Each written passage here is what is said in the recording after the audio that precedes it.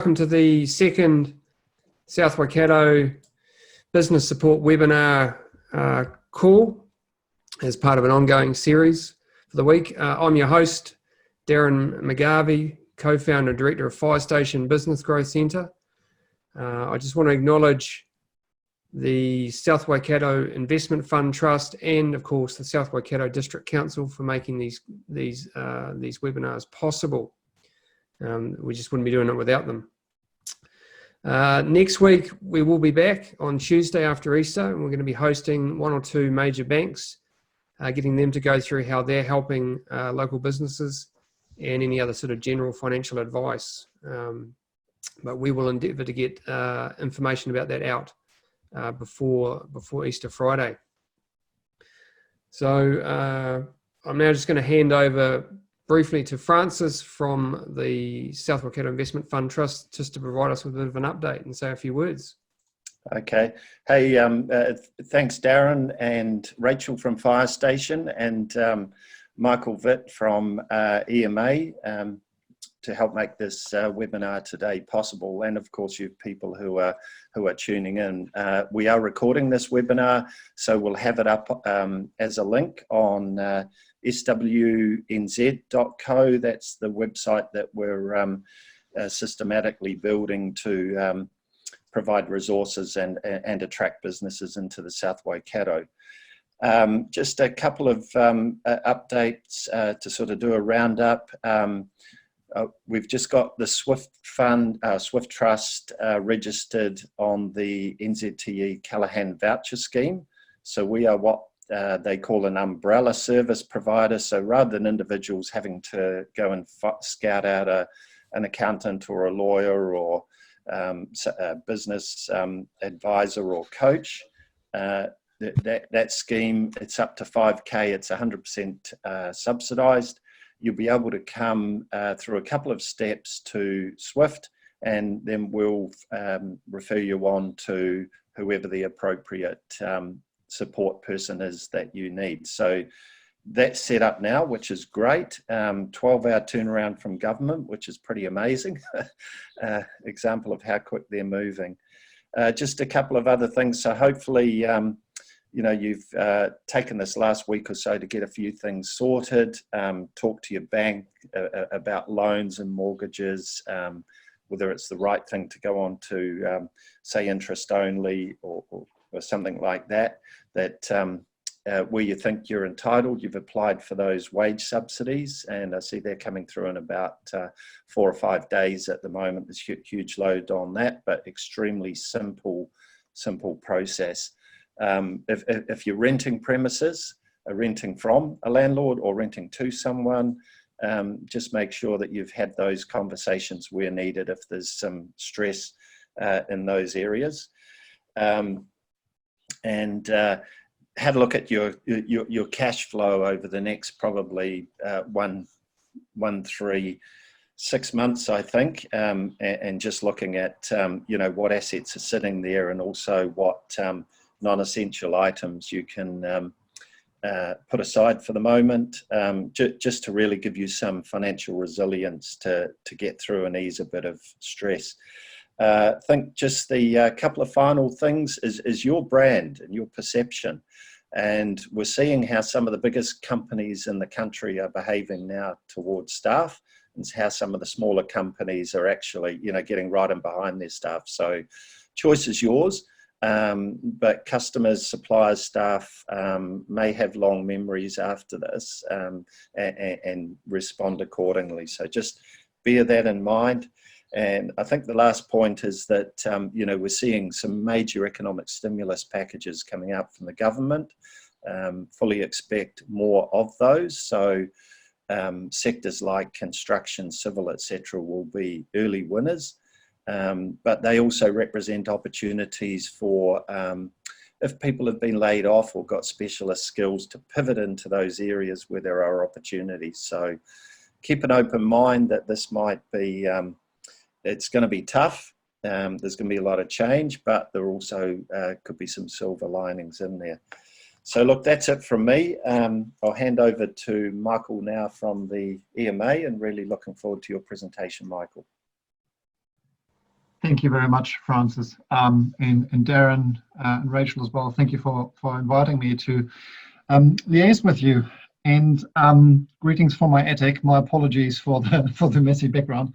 I tried to get some fancy background, some universe or flower garden, but IT-wise, I'm still living in the days of the Commodore C64. So here, my apologies for that. Hopefully, the content will make up for that. I think first, before I start, Francis, you raised really, really practically relevant points in terms of the available support and changes that have been made to keep businesses floating. For example, in the commercial with commercial leasing and renting of premises, there's advice available, obviously, and with regards to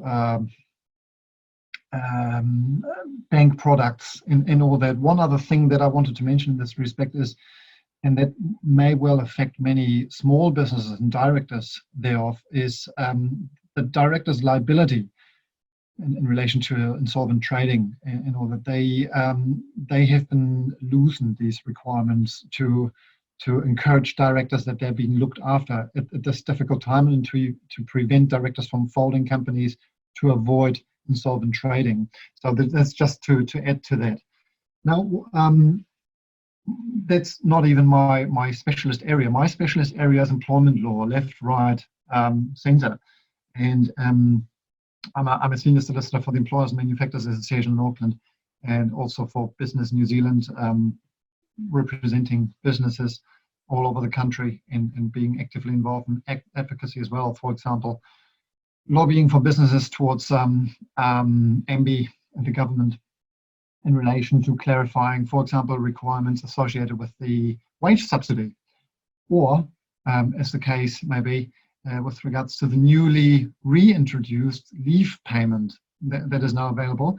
And what I'd like to do is, for the next 5 to 10 minutes, or 10 to 15 minutes realistically, rather than talking to you for 40 minutes, I'll give you a bit of a high-level overview as to where we're at and where we might be going, what the topics of immediate interest or soon-to-be interest are going to be, in my view.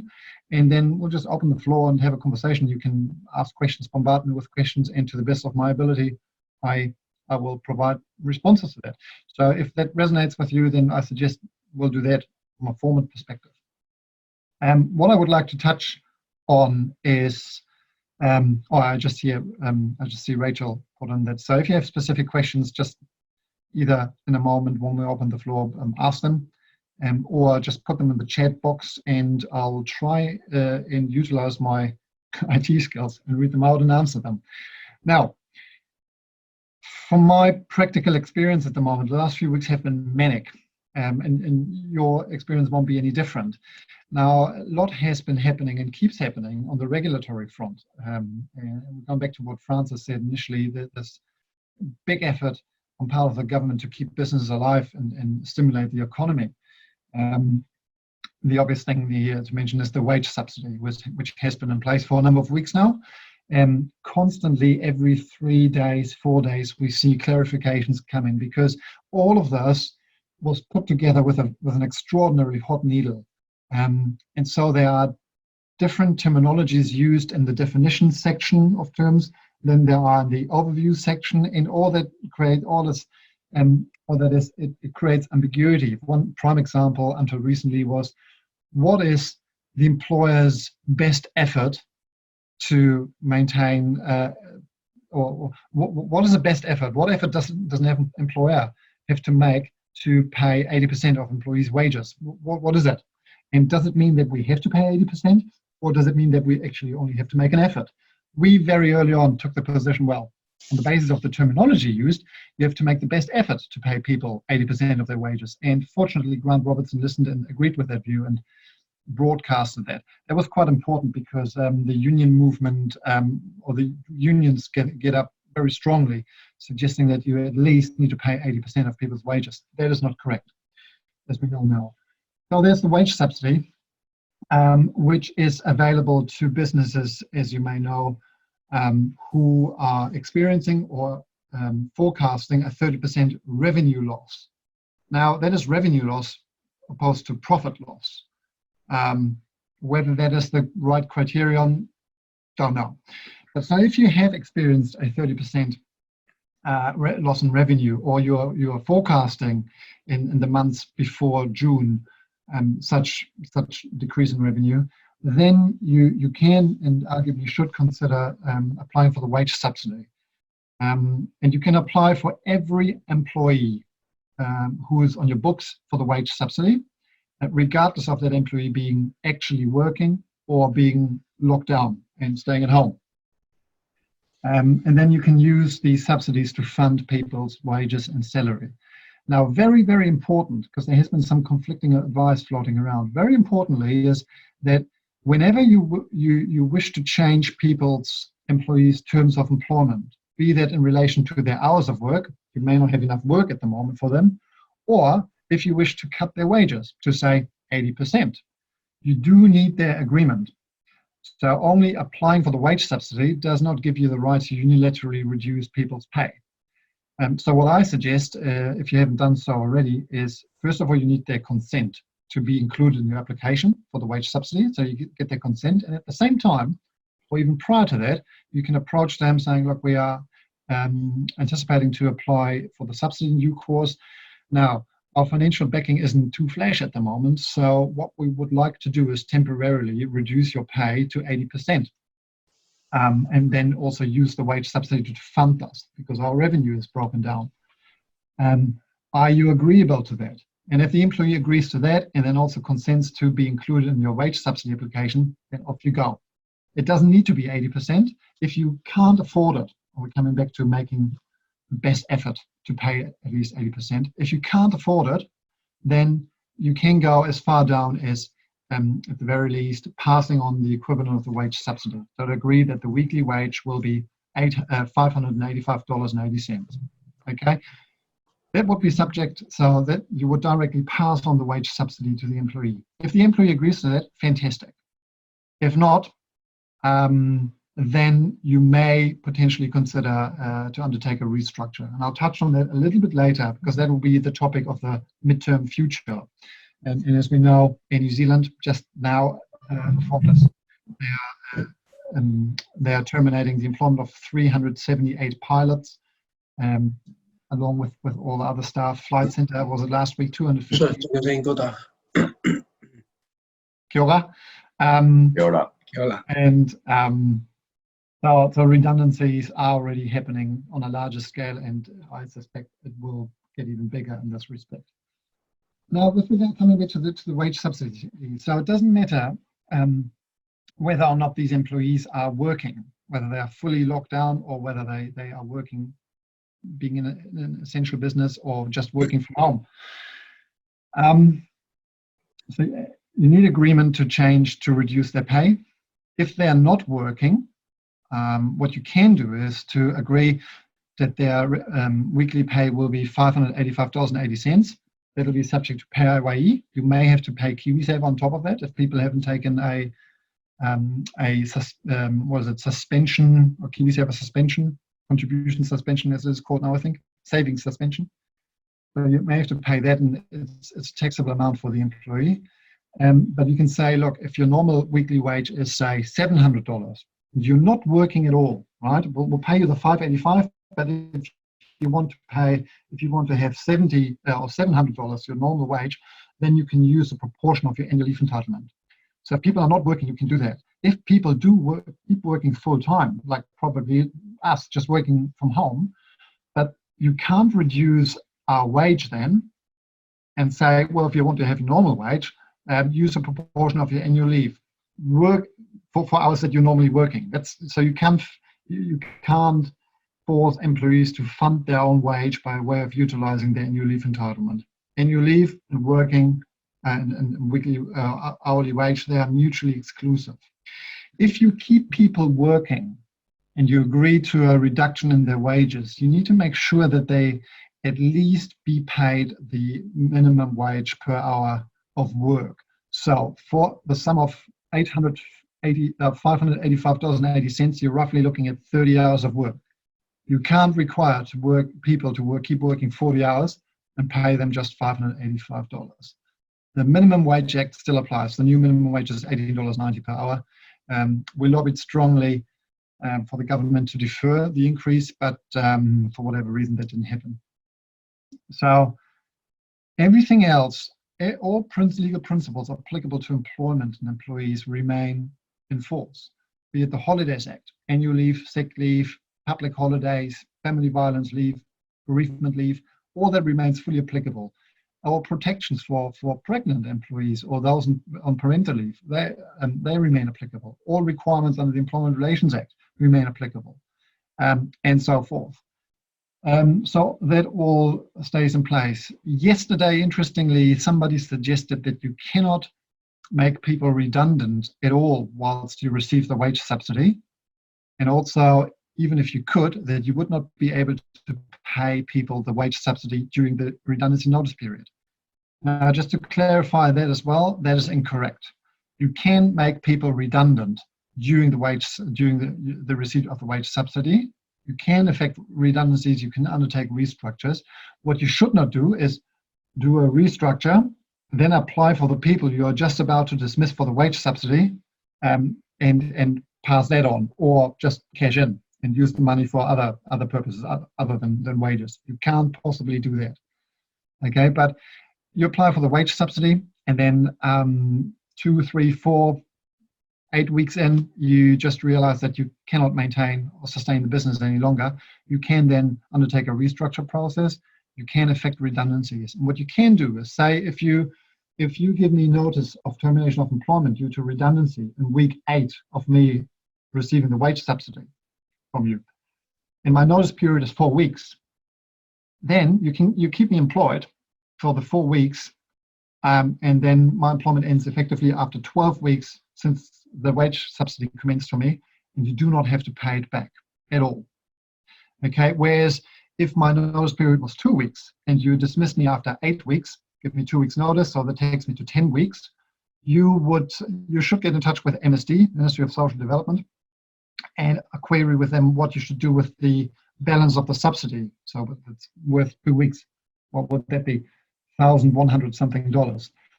You may have to repay it to MSD, or you may get permission, which I consider to be more likely, from MSD to use it towards wages of other staff you still have.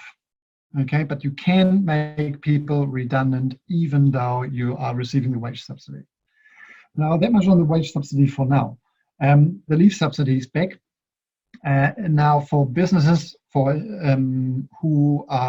essential businesses who have employees who cannot attend work because they have been tested positive for COVID-19, or they have been in close contact with a confirmed case, or because they have to look after a dependent at their household who has been in close contact or who has contracted the virus, or for any other reason where the Ministry of Health guidelines say you must self-isolate. If that employee can't come to work and you do not receive the wage subsidy for that employee, then you can apply for the leave subsidy. And you get the same amount for a full-time employee as $585.80, and for a part-time employee who normally works less than 20 hours is $350 per week. Now, so that's the leave subsidy. There are two things that are quite interesting. In the declaration for the leave subsidy, if you should apply for that, you need to declare that your business has experienced a 30% drop in revenue, and you need to confirm that you will make the best effort to pay the person 80% at least of their wages.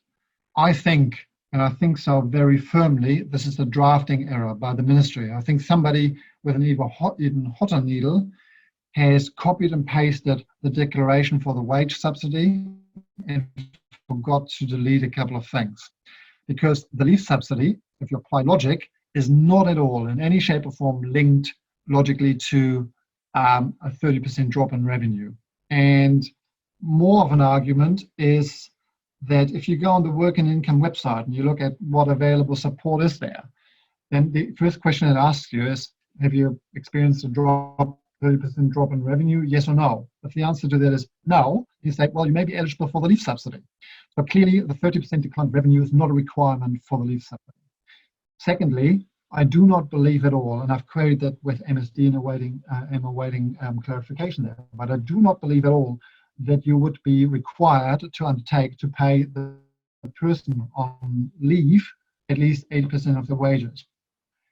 Because think of this situation. I am being an essential employee, I'm working, I contract the virus, I fall sick. I have no leave entitlement whatsoever, no sick leave, and not even an annual leave entitlement that I could possibly use in lieu of sick leave.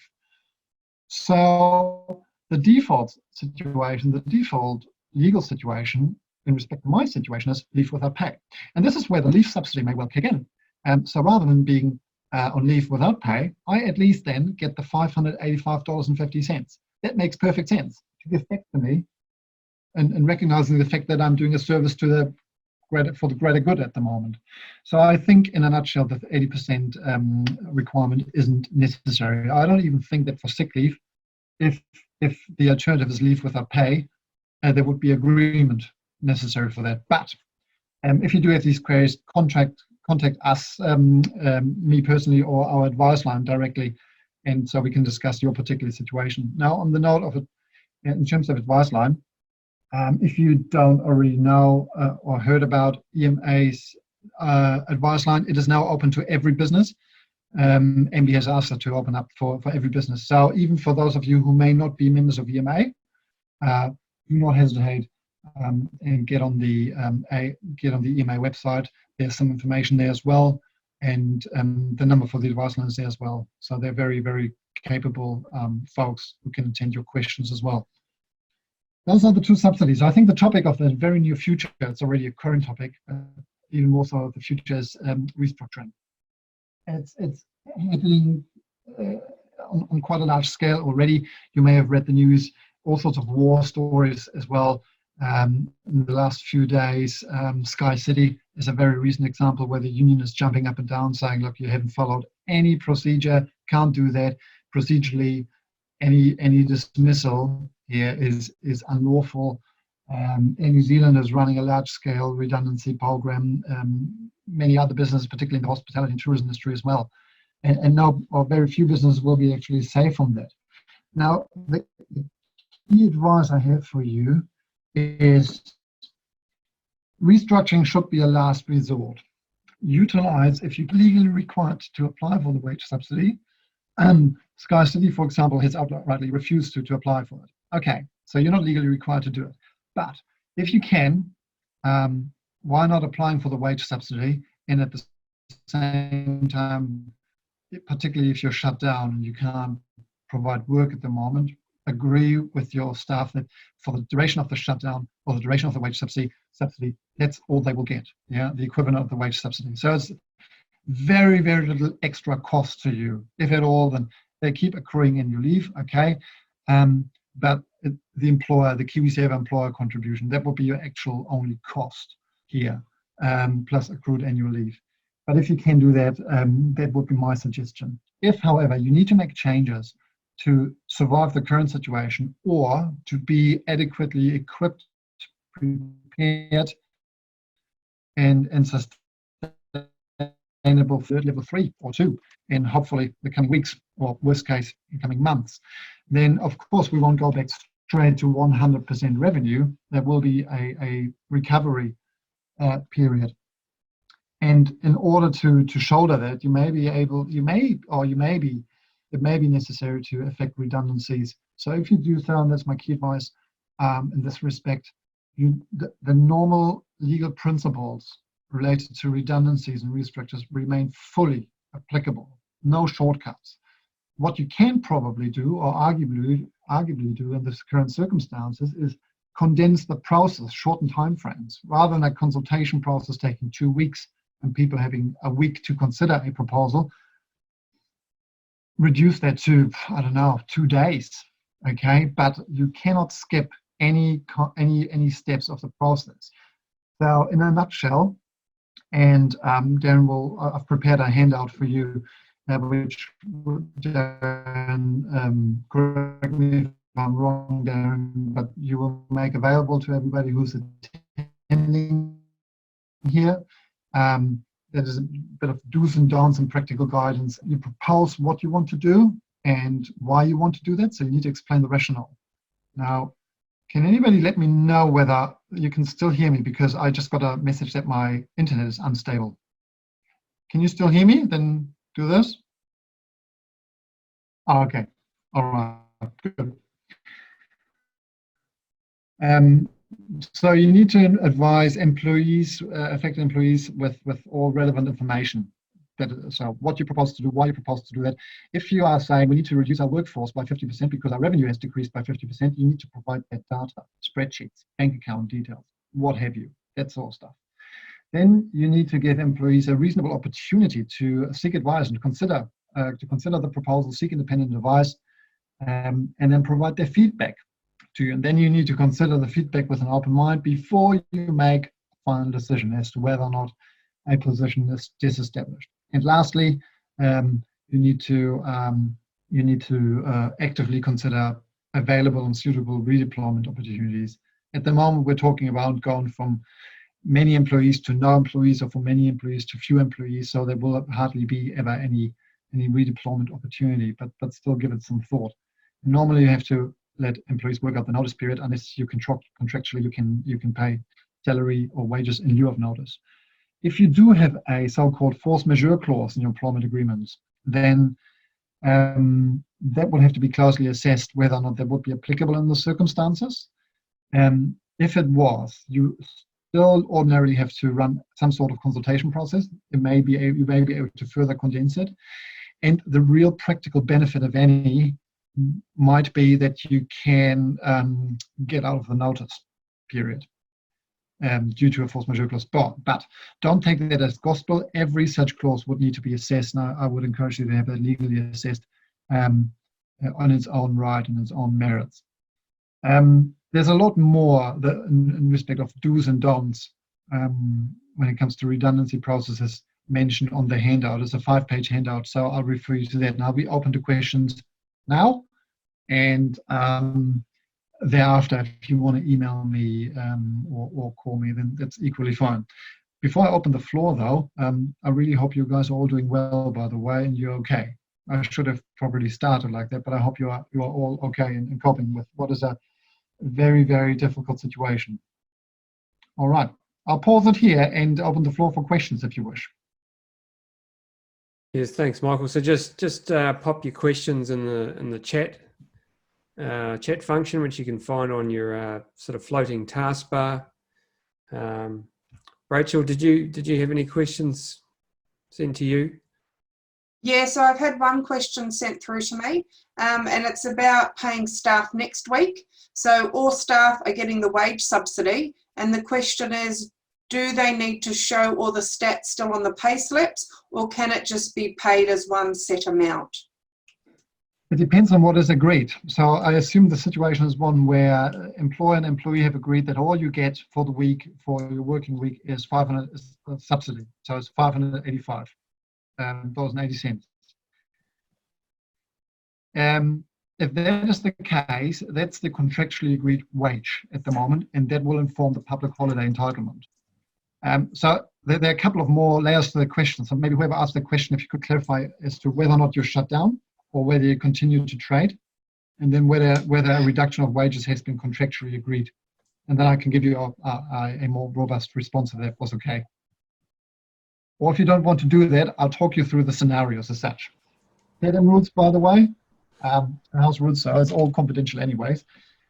Now, if the business is shut down, not operating at all, and your employees are at home having agreed to just receive the wage subsidy, then there are different views currently floating around as to whether regarding public holidays. My view is this: as you may know, under the Holidays Act, there's a test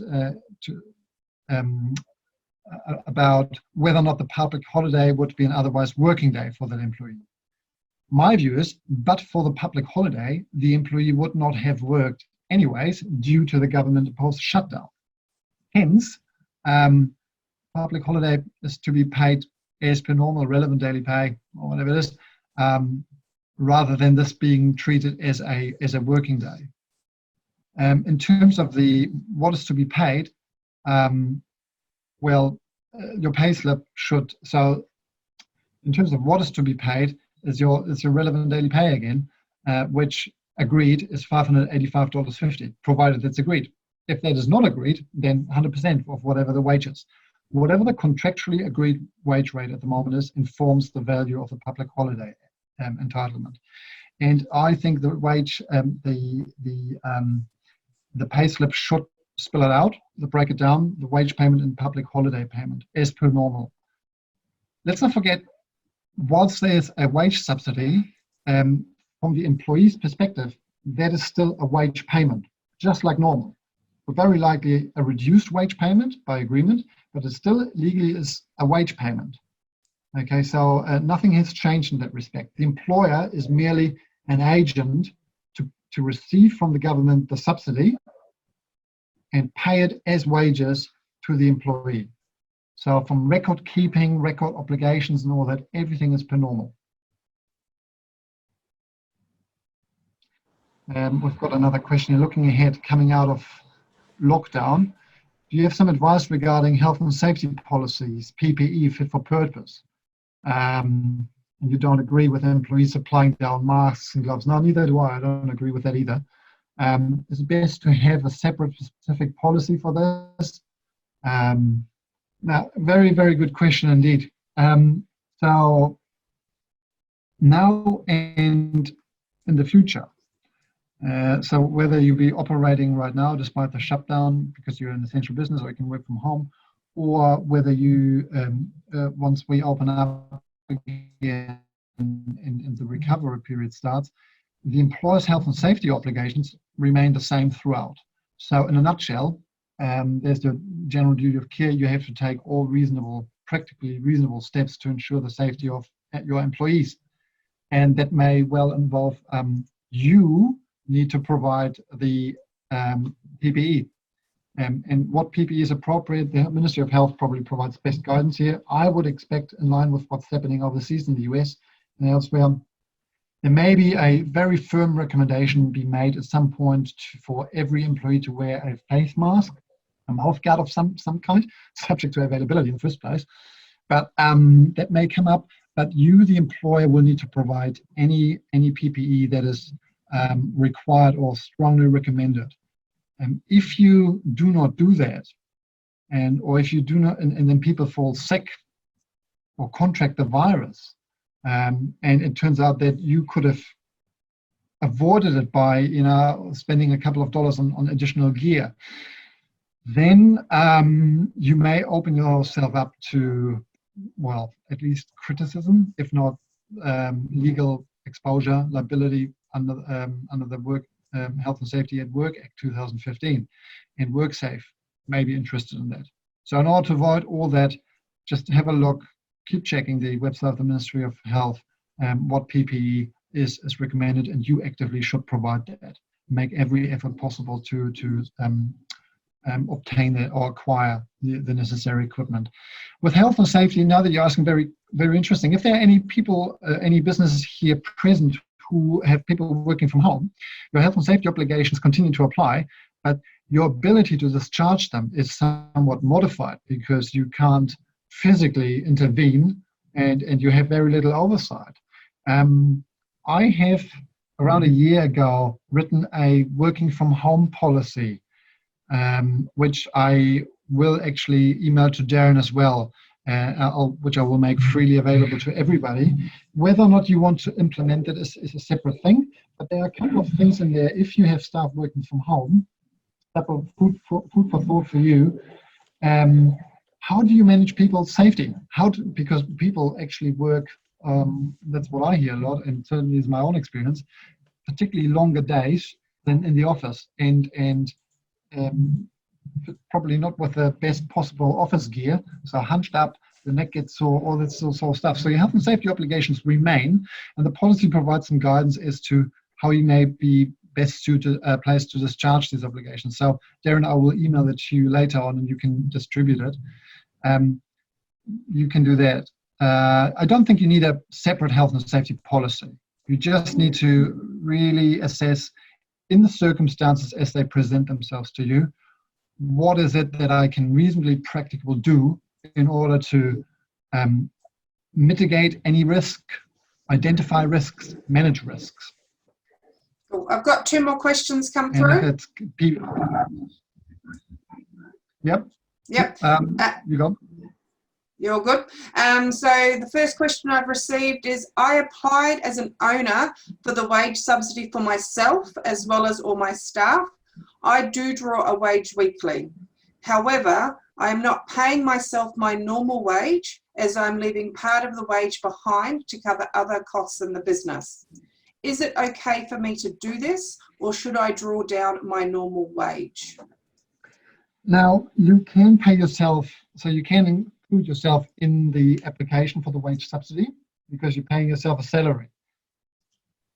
The idea of the subsidy is that you pass on, the payment, the $585 you get for yourself, you make an agreement with yourself to vary your terms of employment, your salary, and then you pay the idea is you forward yourself to yourself the value of the subsidy. Now, if I understand it correctly, is and in a way that may well be honourable, particularly if you use the money to pay other staff.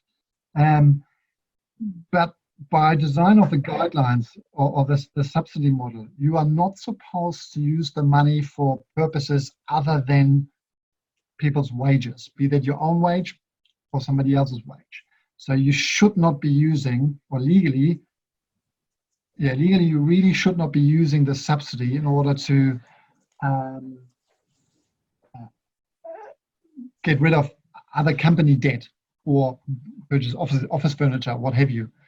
You shouldn't. If you do that and you get audited, and most likely MSD will run random audits rather than audit every single application, you may possibly be exposed to a client to pay back a portion or the entirety of the subsidy. From a practical perspective, I completely get what you're doing, and you may get away with it. If you ask the lawyer and me, however, you are using the subsidy by the sounds of it for a purpose that doesn't resonate with the intention, and technically it might be a breach of that. I'm sorry. Can I just interject there? But if the person was paying the full wage subsidy to themselves of $585, but not paying their normal wage if it was higher, that is still okay. Oh yeah. That's what the agreement was. Yeah. Now, if you only work part-time for the business as an employee, so you only pay yourself for 19 hours and 59 minutes different example. If the subsidy, it's an unlikely scenario, but if the subsidy is more than you would ordinarily pay yourself in a week, then you can use the balance towards other people's wages. But at the end of the day, you need to use every cent of the wage subsidy towards your or others' wages and no other items. The next question, what might the situation be where a business lays off staff and then, say, 3 months later wants to re-employ workers? They might have won a new contract or something. What would the recommendations be around the employment contract, specifically wages and conditions?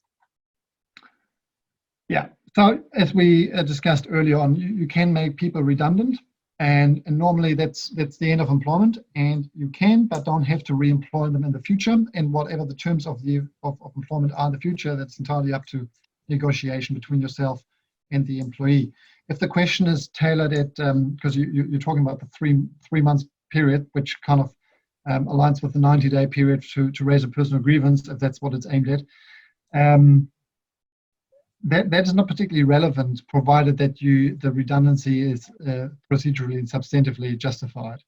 You don't even have to wait for 3 months. So if you have to lay off staff now in order to survive, and then everything changes dramatically within 6 weeks, and you're in a position that you can and actually need to employ staff again, you can re-employ them, unless there's some agreement.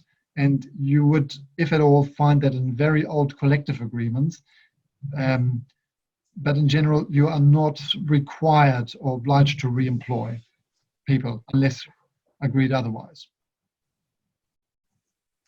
And provided you run a proper restructure process and you have the substantive reasoning, so your revenue has gone to zero and you need to make cuts in your cost infrastructure, then the grounds for raising a personal grievance for unjustified dismissal extraordinarily slim in the circumstances.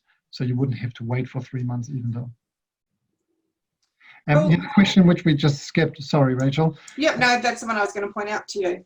Somebody's asking, somebody who has some casual staff, and so they work when needed and it varies every day. That's very good to hear, by the way, because 99% of my instructions when I work for employers or act for employers in relation to casual employees, it turns out those casual employees have a rather frequent work pattern. Monday to Friday, 9 to 5 for the last 3 years. Doesn't sound that casual, and that comes with many problems, and that is extraordinarily common.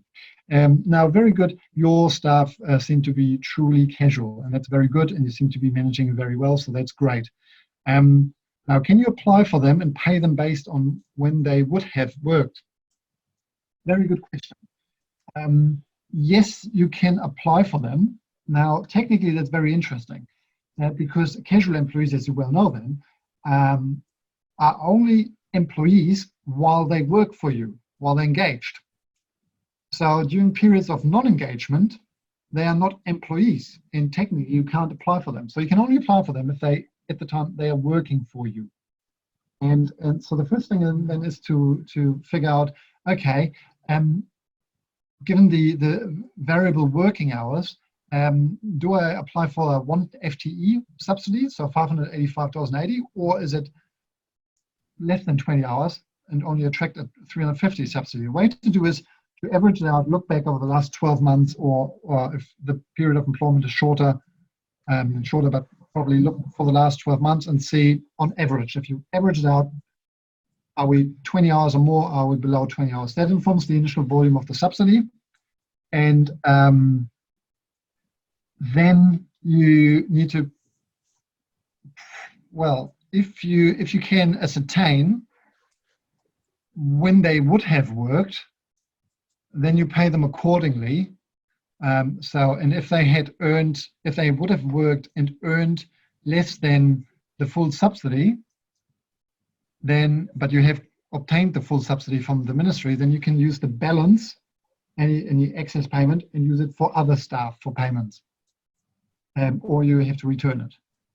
If you cannot predict how and when the employee would have worked, then I think you should be guided by previous work patterns. Look back, and there's some old case law, or not old, 3 years old, that relates to holiday pay, but you can actually adopt the logic in there. So look back at the last 3 months, but no further than 6 months, to see what their working pattern has been, and use that working pattern as a prediction. And if that turns out the employee would have worked for 25 hours, 30 hours that week, then pay them accordingly. And if the subsidy is, so you don't have to pay them more as the subsidy, if that's agreed, but I just lost my train of thought. Happens, sorry. So if the subsidy is more than the employee would have earned, you don't have to pay more, okay? You just have to pay what the employee would have earned. And again, the balance you can use for other people's wages. Long answer, sorry. Here's a very interesting question. Can I see a change in the director's liability and insurance requirements to now add in to ensure health and safety with regards to potential exposure to contaminations? Well, interesting you should say that.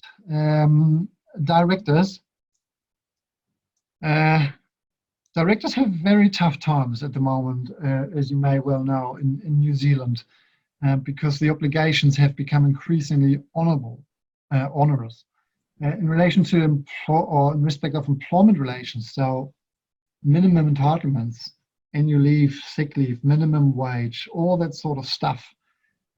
Directors can be personally liable for penalties for such breaches. And the same applies in respect of health and safety stuff. Now, and the tough part is that you cannot contract out of your liability for breaches of health and safety that you're responsible for. So you can't insure against that under the Health and Safety at Work Act. So I think that liability already exists. And so the director's liability is to due diligence to make sure that procedures and resources are in place to make sure or to ensure that the company's health and safety obligations are being effectively discharged. So the liability requirements, I struggle to see that would change. We can elaborate on that further later on, Francis, if you wish. I've got one more question. Someone's been paid out the wage subsidy for 12 weeks. Their business is currently in total lockdown, so they're not trading. She imagines that we won't, I can imagine when we go back that income won't be back to 100% straight away.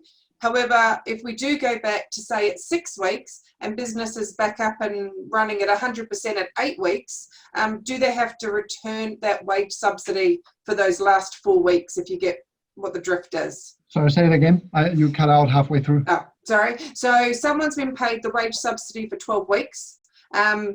If you assume that lockdown goes on for 6 weeks, their business isn't trading for 6 weeks. They think it will take maybe another 2 weeks to get back up to trading at 100% level. So they're out 8 weeks with, reduced trading, but potentially the last 4 weeks of the wage subsidy, they'll be trading at normal revenue figures. So do they have to, that's fine, they don't have to pay those 4 weeks of wage subsidy back? No, that'd be absolutely fine. Cool. All right. Any other questions? If you haven't figured out how to use the chat, you're welcome to unmute yourself and ask.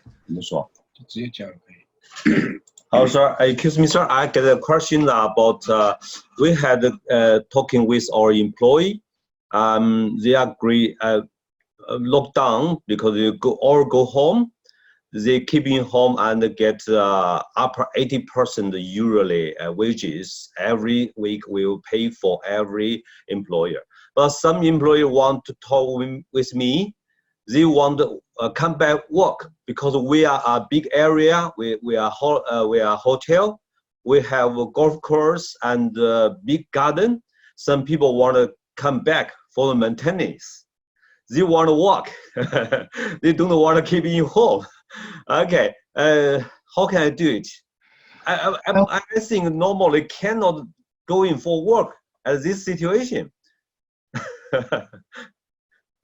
Well, think of the recent example our still Minister of Health has set. Yeah. So what you should know, they can't come back to work as much as they want to. Okay. During the period of the lockdown, they can't come back. Course or the tennis course is inside their bubble. And they shouldn't leave their bubble and drive for 20 kilometers to go to the golf course, or the beach, as the case may be. Now, that's their personal responsibility. All you have to do is don't do it, right? Stay at home. Okay. If they choose not to, and if they choose to leave the bubble, then they may get stopped by police and may have to answer a couple of questions. There is one thing though. I would consider it from your perspective as the employer, I would consider it reasonable to make it very clear to an employee not to leave the bubble and certainly stay right away from the hotels, i.e. the employer's premises. And should the employee wish to not abide by your request, you can say, look, otherwise I reserve the right to take disciplinary action. Because if your staff come to work to the grounds during the lockdown and they're being seen by others and they say, well, I work here, I'm not working right now, but I'm generally working here, it may bring your business reputation into disrepute. You may become the next news story, and that may affect, for some industries, yours, that may affect the future prosperity of the business, the public image. And so there's a connection to the business, even though it's the person's personal conduct in their private time. Yeah. There is some connection to the business. And if people choose to take these steps and bring the business into disrepute, you are generally capable or allowed to take disciplinary action.